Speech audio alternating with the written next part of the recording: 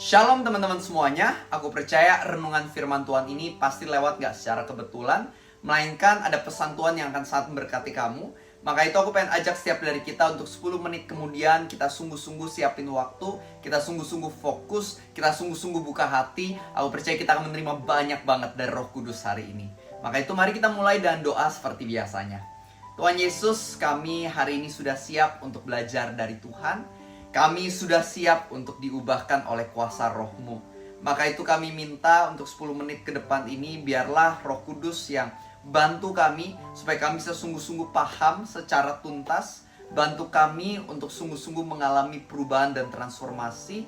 Dan bantu kami ya Tuhan, supaya kami bisa semakin mengenal pribadi-Mu lewat renungan hari ini. Kami adalah anak-anak-Mu ya Tuhan. Kami datang dengan kerendahan hati, dan kami siap untuk sungguh mendengarkan. Di dalam nama Tuhan Yesus, semua yang percaya kita sama-sama katakan amin. Nah teman-teman, hari ini kita mau belajar dari Alkitab kita, yaitu dari 2 Samuel 11. Dimana ada kisah waktu itu Raja Daud. Dia ini dikatakan oleh Alkitab bagaimana dia gak berperang ketika lagi zaman raja-raja berperang atau musim raja-raja berperang. Nah, pelajaran pertama yang bisa kita pelajari adalah seperti ini. Ketahuilah bahwa yang namanya godaan dosa harus dijauhi secepat mungkin. Karena kalau misalnya teman-teman lihat kisah dari Raja Daud ini, dia ini kesalahan pertama adalah ketika dia harusnya bekerja, anggapnya pergi berperang, dia malah nggak bekerja, dia malah nggak pergi berperang. Justru yang dilakukan apa? Dia malah naik ke atas atap kerajaannya, dan di sana dia melihat wanita lagi mandi namanya Batsheba, teman-teman. Teman-teman, dari awal Daud ini naik ke atas atap, sebenarnya dia udah tahu. Dia itu bisa melihat hal-hal yang private atau privacy dari orang-orang atau warganya yang tinggal di sekitarnya. Karena arsitektur zaman sekarang kan beda ya. Kalau zaman sekarang kan rumah tuh tertutup sekali, beda sama zaman dulu. Apalagi dari atas atap kerajaan ya, Daud bisa melihat banyak hal. Dia udah tahu gitu kan. Jadi ketika dia ngelihat wanita yang lagi mandi itu, sebenarnya emang ada kemungkinannya dari awal dia naik gitu ya. Dan dikatakan ketika dia ngeliat, dia itu ra'ah, teman-teman, translasi aslinya. Artinya itu dia pelototin. Harusnya kan pas dia lihat, aduh, ada yang lagi mandi, harusnya aku gak boleh lihat kan, harusnya gitu. Tapi kalau dia malah pelototin. Nah itu kesalahannya, dia lanjutin terus tuh, udah ada godaan dosa, dia ngikutin terus godaan dosa tersebut. Dan akhirnya setelah itu apa? Kan harusnya cut di sana, tapi dia enggak. Dia nanya kepada hambanya, itu siapa ya? Oh itu Batsheba raja, istri dari Uria. Harusnya dia udah tahu, wah ini istri dari prajuritku, jangan-jangan. Kan harusnya gitu. Tapi dia nggak cut di sana, dia lanjutin lagi. Panggil wanita itu. Dia datang si Batsheba ini, ditidurin sama Daud. Jatuhlah dia ke dalam dosa. Nah teman-teman, begitu pula dalam kehidupan kita, godaan dosa itu terus ada dalam hidup kita. Dan harusnya kita cut secepat dan setuntas mungkin. Karena kalau kita ikutin godaan dosanya, kita akan lihat pada akhirnya kita akan jatuh ke dalam dosa itu. Nah, hati-hati karena yang namanya dosa itu pasti merusak dan menghancurkan pada akhirnya. Contohnya sama seperti kehidupan Daud, kita tahu setelah dia jatuh dalam dosa, Batsheba hamil. Batsheba hamil. Daud bukannya ngakuin kesalahan, tapi si Uria atau suami dari Batsheba ini, dia sengaja taruh di barisan paling depan di dalam peperangan sehingga otomatis mati, meninggal. Daud pikir, dosaku gak ketahuan, aku berhasil tutupin. Tapi ternyata Tuhan ngeliat, makanya Tuhan izinin anak dari Daud, anak yang dikandung Batsheba jadi meninggal waktu itu. Anggapannya ada dampak negatif, ada kehancuran dari dosa. Makanya jangan main sama dosa. Matius 6 ayat 23 dikatakan sebab upah dari dosa ialah maut. Makanya Tuhan pengen kita bertobat ninggalin dosa, karena yang namanya dosa itu selalu pasti akan membawa kehancuran. Saya ada tahu orang yang karena mencuri, mungkin awal curi dikit-dikit, gak ketahuan. Tapi pada suatu hari terbongkar, akhirnya dia dipecat. Kita tahu kisah-kisah lainnya juga bagaimana ketika orang hidup dalam dosa, akhirnya dosa tersebut bisa menghancurkan orang itu. Jangan berpikir, gak apa-apa, aku udah lakukan ini gak ketahuan. Aku lakukan lagi gak ketahuan, gak apa-apa deh, lakuin lagi gak ketahuan, ya udahlah gak apa-apa. Gak ketahuan, gak ada masalah apa-apa juga. Gak ada dampak negatif apa-apa, udahlah lanjut terus saja dalam dosa. Kalau kamu kayak gitu terus, tinggal tunggu waktu, pasti akan ada kehancuran. Maka itu kalau misalnya kamu sadar hari ini ada dosa-dosa yang sama ini dipelihara, ayo tinggalin setuntas secepat mungkin. Kamu nyontek terus di sekolah, one day kamu akan ketahuan. Lagi pula kalau nyontek terus kamu nggak makin pintar, itu dampak negatif juga loh. Udah sekolah mahal-mahal nggak makin pintar. Kalau misalnya kamu sama ini bohong-bohong, nipu, lama-lama terbongkar. Pas terbongkar semua orang udah nggak mau percaya sama kamu. Kamu selingkuh. Ketika ketahuan, jangan heran kalau kamu diputusin. Dan nanti habis itu cari pasangan lagi jadi susah karena kamu terkenal sebagai orang yang gak setia. Jangan hidup dalam dosa. Ayolah kita jadi orang yang bertobat, teman-teman. Dan juga teman-teman, yang bisa kita pelajari dari kisah Daud ini apa? Sedikit detail di tengah-tengah ya. Setelah Daud sadar bahwa Batsheba ini hamil karena perselingkuhannya, Daud itu berusaha untuk bikin Uria, salah satu prajuritnya ini, dan juga suami dari Batsheba ini. Daud usahakan untuk Uria ini pulang ke rumahnya untuk tidur sama Batsheba. Supaya ketika nanti Batsheba ya hamilnya makin gede dan melahirkan, orang-orang pikir itu anak Uria. Padahal itu sebenarnya adalah anaknya Daud. Jadi dia bilang kepada Uria, udah kamu pulang aja, nggak usah lanjut berperang. Kamu udah istirahat aja di rumah. Dan ini ada pemberian dari raja buat kamu. Jadi Daud ini dia kelihatannya berbuat baik untuk Uria. Tapi sebenarnya ada rencana jahat di balik apa yang kelihatannya baik. Nah ini memberikan pelajaran bagi setiap dari kita teman-teman. Hati-hati, tidak semua kebaikan itu motivasi hatinya benar.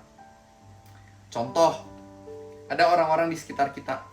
Hati-hati, belum tentu kebaikan mereka motivasinya benar. Makanya Alkitab kan ajarin kita, kamu harus tulus seperti merpati, tapi cerdik seperti ular.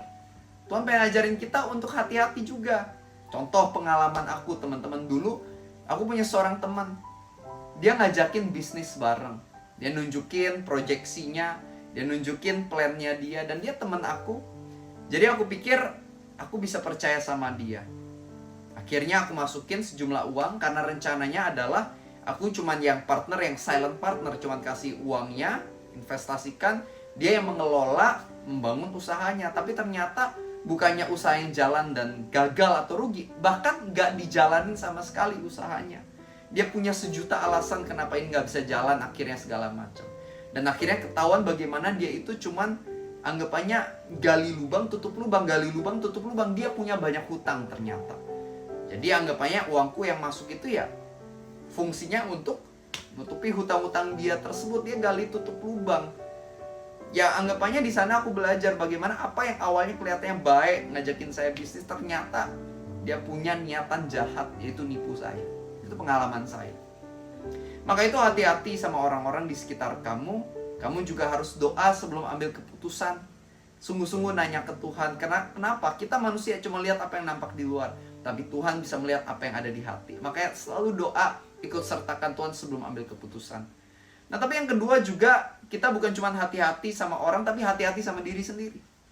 Karena kadang-kadang kita yang mungkin hatinya nggak benar, tapi kita nggak aware, kita nggak sadar. Makanya setelah pengalaman ini semua, Daud dia belajar sesuatu dari Tuhan. Dia mengucapkan mazmur yang bagus banget. Pada Mazmur 139 ayat 23-24. Selidikilah aku ya Tuhan, kenalah pikiranku, ujilah aku, kenalah hatiku. Apakah jalanku serong, dan tolong tuntun aku dalam jalanmu yang kekal. Daud ngerti bahwa dirinya kadang-kadang bisa salah motivasi hatinya, sama kayak kejadian ini. Makanya dia nanya, Tuhan, kalau ada yang gak beres, tolong bantu aku sadar supaya aku bisa berubah. Sama halnya dalam hidup setiap dari kita.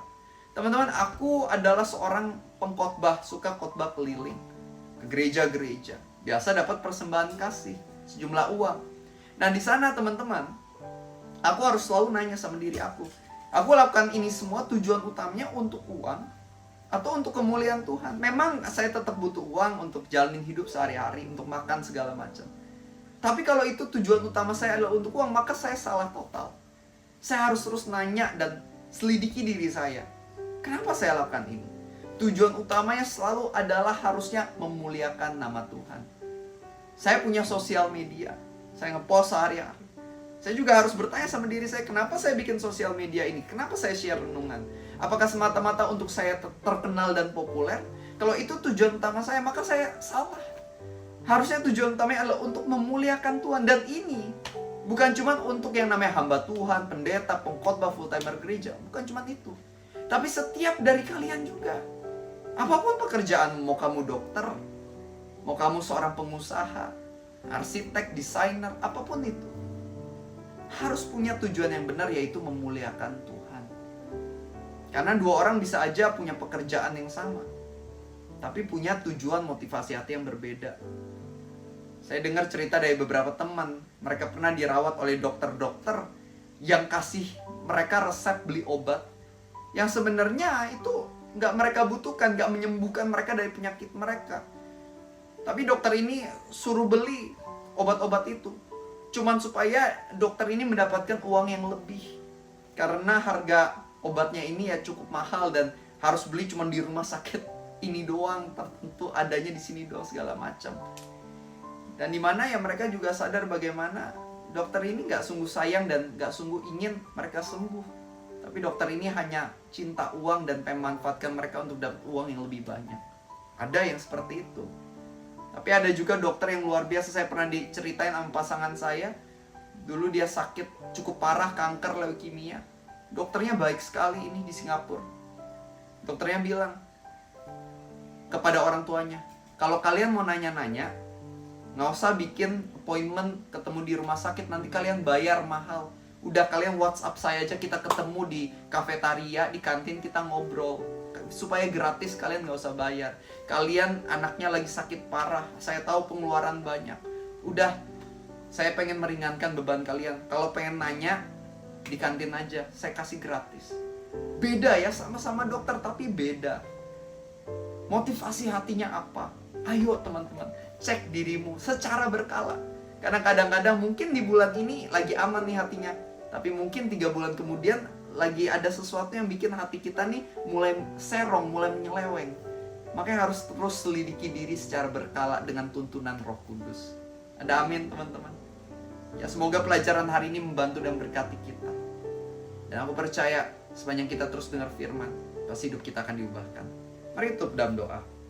Tuhan Yesus, kami sangat bersyukur untuk firman yang sudah Tuhan berikan. Terima kasih Engkau sudah mengingatkan kami kembali lewat firman-Mu yang ajaib dan baik. Dan bantu kami Tuhan, supaya kami sungguh menjadi pelaku-pelaku firman. Bantu kami Tuhan, supaya kami diubahkan menjadi semakin serupa seperti Tuhan Yesus. Bantu kami Tuhan, supaya kami bisa lebih lagi menjadi garam dan terang bagi orang-orang di sekitar kami. Tuhan, aku berdoa, biarlah Engkau yang terus tuntun kami Tuhan. Dan biarlah hari ini, apapun yang terjadi, biarlah itu sesuai dengan rencana Tuhan.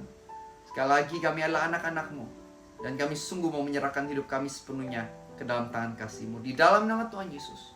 Semua yang percaya, mari kita sama-sama katakan amin. Tuhan Yesus berkati. Dan jangan lupa, yang belum subscribe, klik tombol subscribe-nya, bunyikan tombol loncengnya, supaya kalian bisa ikuti renungan firman Tuhan di YouTube ini setiap harinya. Karena setiap hari akan ada renungan baru yang akan jadi berkat buat kamu. Dan buat teman-teman yang tertarik buat baca buku aku, ada Jujur Sama Tuhan, Single Searching for Love, Grow in Love, dan lain-lain. Kalian bisa lihat di caption di bawah ini, ada link Shopee-nya juga. Kalian bisa dapatkan di sana buku-buku aku. Semoga memberkati, semoga bisa menginspirasi. Maju terus dalam Tuhan, and have a nice day. God bless you all.